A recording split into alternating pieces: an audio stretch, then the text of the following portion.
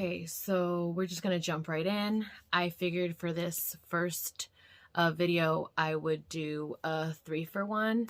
So I'm going to be discussing light, candle, light, candle, and spice, which are the first 3 prompts for the Neopagan November challenge.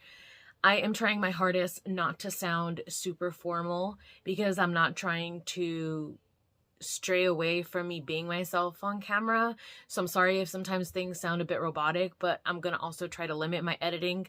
And I know this kind of probably already sounds like, why are you even telling us this information? And why aren't you just gonna edit it so that people can get the information as easy as possible? Well, number 1, that's not me. Number 2, that's not the reason that I started my YouTube channel. So as much as I would like to have really aesthetic and beautiful content to give, that is just not my journey right now. Right now, my journey is just put it out there and avoid perfectionism attempts at all cost, which is definitely something that is difficult for me, which is why doing this is literally a challenge. Anyways, enough with the rambly.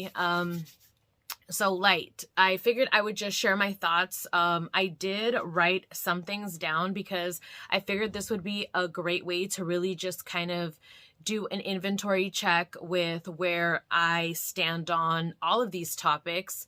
Not too much of an in-depth dive because I don't have the mental capacity to do that right now because I am in school and finals are approaching. But anyways, so I just wrote a few little like bullet points that I wanted to mention and just kind of like make this would be like a really cool, oh my God, I'm rambling again. Anyways, this would be a really cool yearly thing to do and just kind of like compare like your previous year to the current year and see how much like maybe your opinions changed on these certain subjects or topics, whatever. Without further ado, so light. Now, for me, the word light itself, not thinking about what is light, but the word light itself, in the pagan community, witchy community, spirituality sphere, had kind of like a negative connotation for me. And maybe it had, well, it definitely has to do with my upbringing and the spirituality that was, / the religion that was thrust upon me as a baby to my young adulthood, which was mainly Catholicism and then like types of Christianity. And the reason that light is kind of negative or held a negative tone to it for me was because I used to see people that would preach about the good, the light, and they were people who were doing things that weren't always representative of that word. And like in retrospect now, I know, nobody's perfect. Even the people who live as light as possible are still human. We make mistakes, but that's kind of not what I'm referring to. I'm referring more to hypocrisy. Like telling somebody, oh, we have to live by this certain book and this is the way that we have to be because we need to try to aim for these qualities as a human. And then 2 seconds later, turn around and not do any of those things. And then still condemning others for being actually like they are. So it just made me very full of rage at a young age. It made me hate people that spoke of light because of that. And that's kind of like what my part of my feelings were with that word. And also because I didn't see anything wrong with wanting to know things, even if they didn't seem pretty or even if they didn't seem so light. So it really made me want to be an advocate of darkness, if that makes any sense. So the word light, when I first saw it as the prompt, the first thing I thought of was what I'm sure all of you guys have heard of is the whole like the love and light thing.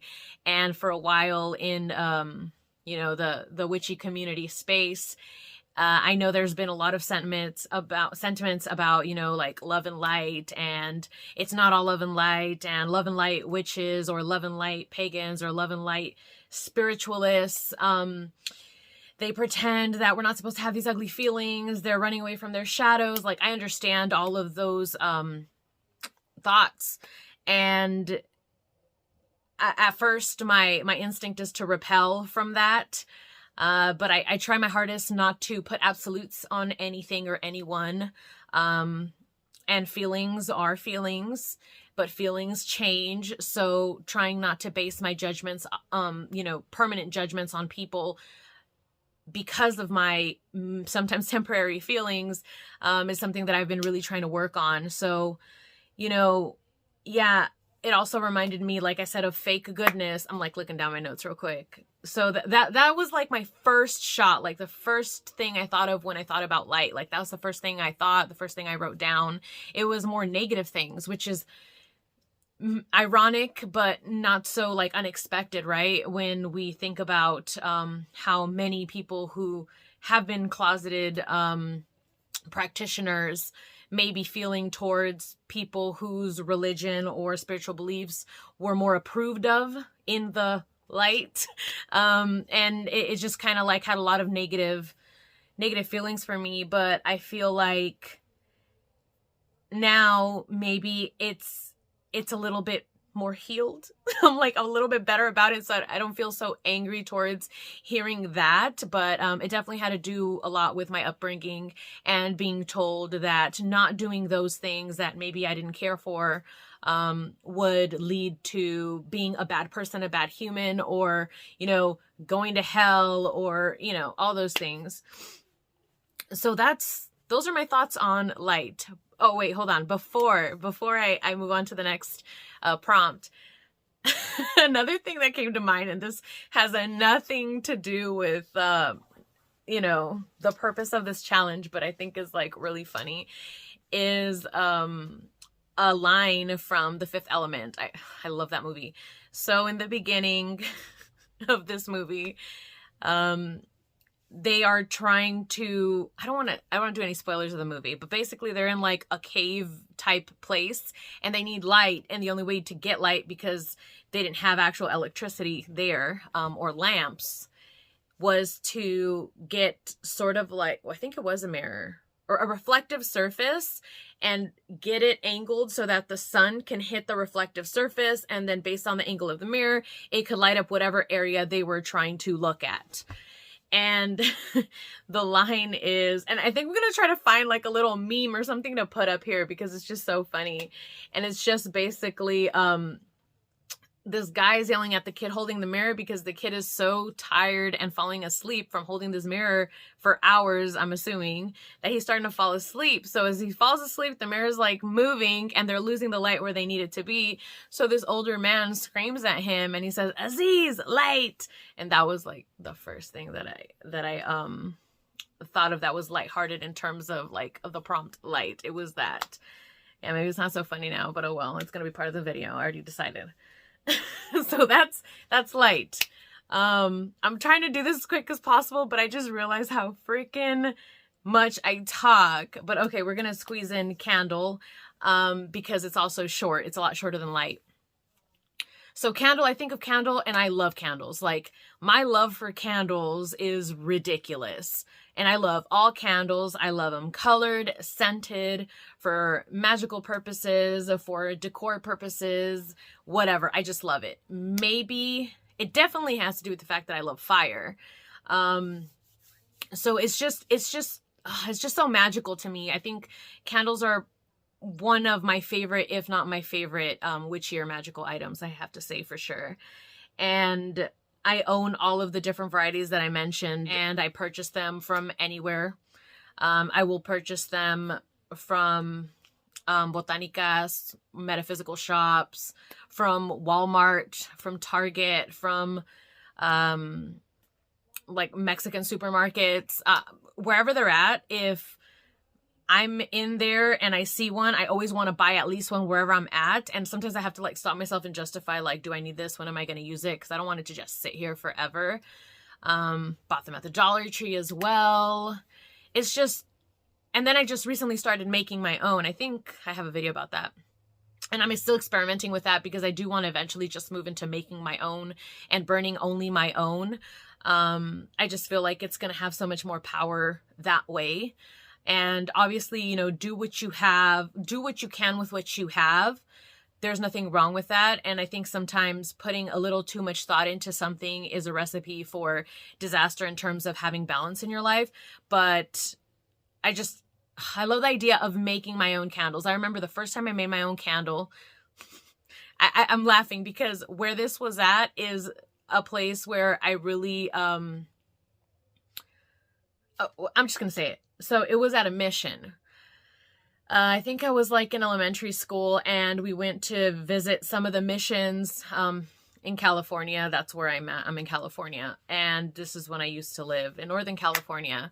So we used to do field trips with the kids, and we went to, I don't know if I went to 2 or 3 different missions that year alone.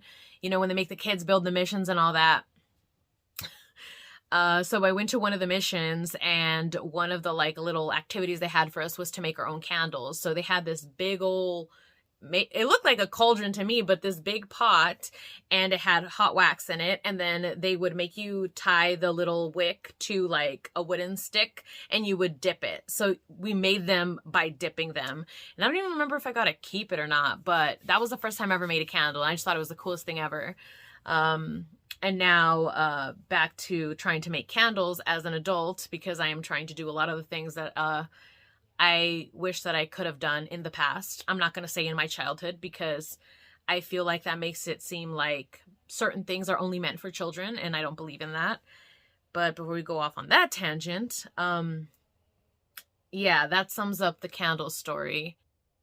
I don't think there's anything else I have to say about candles right now without like making like super specific commentary about it that I think is a little beyond this video right now. So I'm going to move on to the third prompt, which is spice. And with spice, it's kind of similar to candles in the way that I'm not going to be super specific. But the first thing that I thought of, and this seems to be the theme of these prompts for me right now.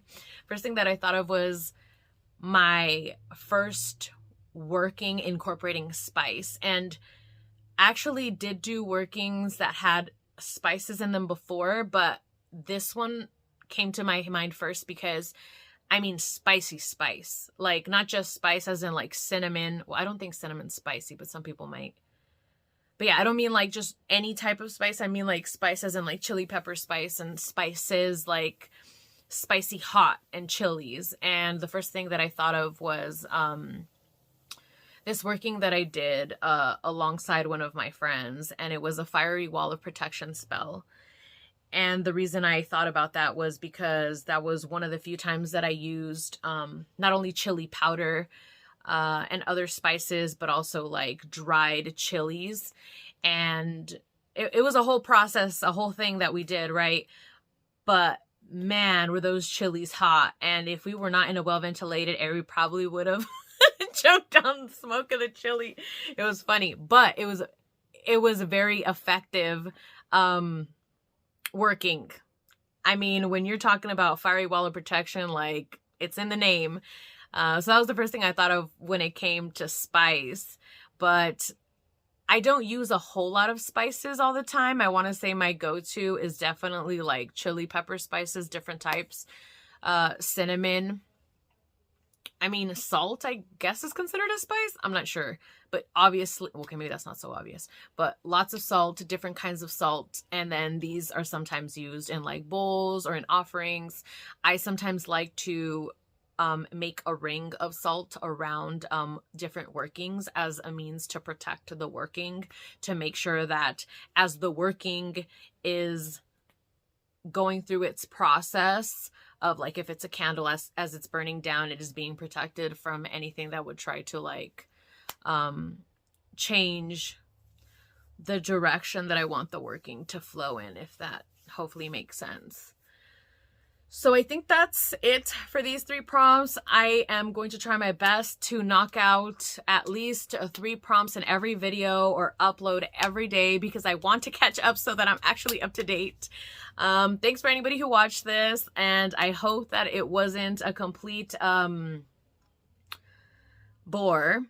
And yeah, see you next time.